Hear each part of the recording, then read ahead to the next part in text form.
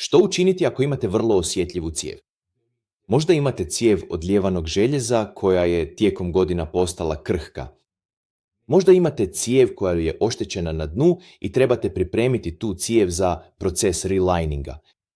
Možda želite lagano ukloniti kamenac ili nešto slično, a obični lanac jednostavno nije sigurna opcija jer bi pojedinačni udarci o stjenku cijevi mogli pogoršati situaciju i učiniti je još gorom.